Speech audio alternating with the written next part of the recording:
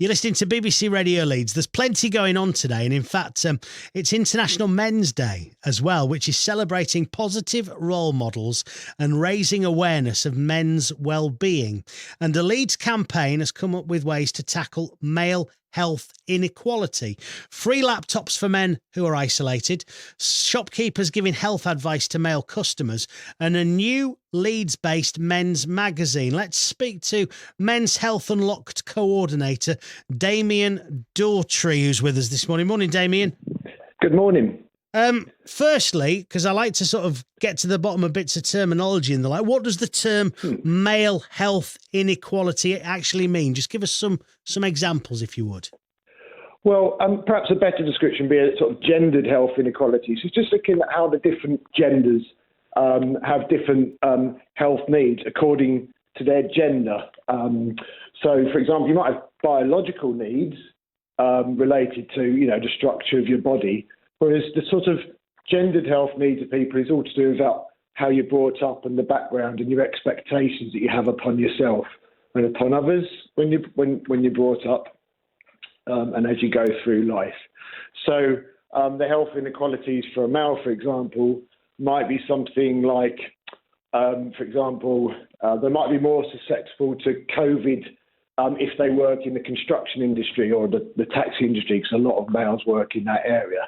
Or it might be that they're not very good at reaching out and looking for help because they're sort of brought up with this idea of being stoic and strong and I'm just going to battle through and I don't need to worry about that lump that I've got because it'll just go away soon.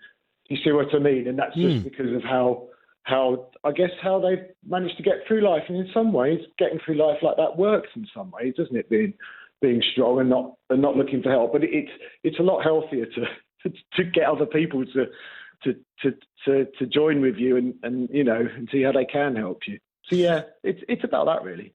There's lots of projects going on, isn't there? Yeah, there are loads going on across the city. I mean, there are three projects that we're running. So we're running some sort of sub-projects as part of this initial phase. We set up a network to try and link up all the fantastic different projects going on across the city.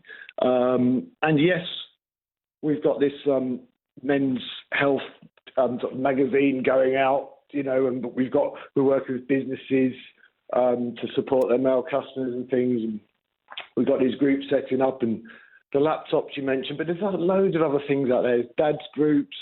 There's groups for there's a young black minds peer support group for young black men to come together and talk to each other.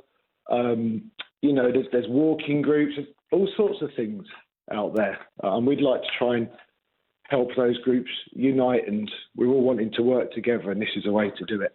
I know in the past on International Men's Day, there's been a real focus on mental health.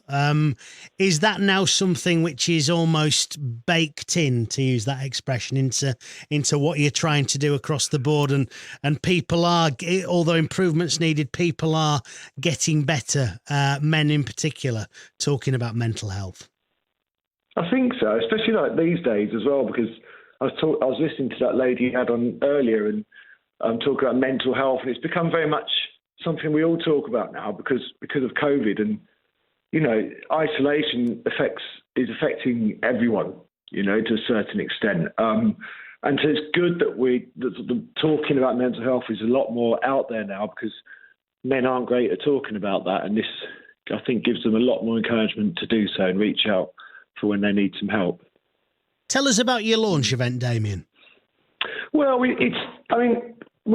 think we started about 2 weeks ago. So what we're doing is we're releasing just some different activities that different people are doing across the city. We're just tweeting throughout the day about loads of different projects that are out there in the city.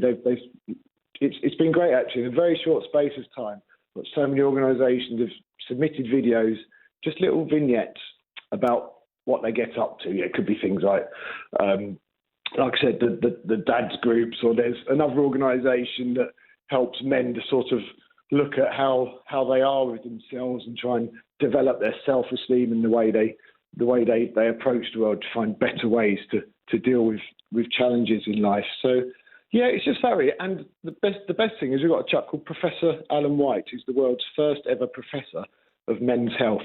We've got an interview with him, and we'll be releasing bits of that throughout the day as well. It's quite a surprise that he's the first ever one. I would did that surprise you? It did when I first met him. Yeah. I know. And he's a fascinating guy to listen to, and he's been quite instrumental in gendered health work in Leeds, actually, because he's written the State of Men's Health in Leeds and the State of Women's Health in Leeds reports in the last few years. And they're groundbreaking reports looking at the different needs that men and women have in relation to their health. Well, good luck with it all, Damian. It's going to be a busy day for you. That's Damian Dawtry. And today is International Men's Day, celebrating positive role models and raising awareness of men's well-being. Damian in particular looks at campaigns in Leeds, but there are very similar campaigns, projects, initiatives, however you want to describe them, whatever you want to call them, right across right across the country. So basically, if you want to find something maybe that Damian has touched on there that resonates with you, then it is very, very likely, be it something like an Andy's Man Club or Platform One in Huddersfield, or there's tons. We've talked about them, and all excellent projects in West Yorkshire. If you are feeling that you do need to talk to someone or seek out help, it is there, and we would encourage you to do so. The BBC Action Line is also a good place you can go to if you need help and advice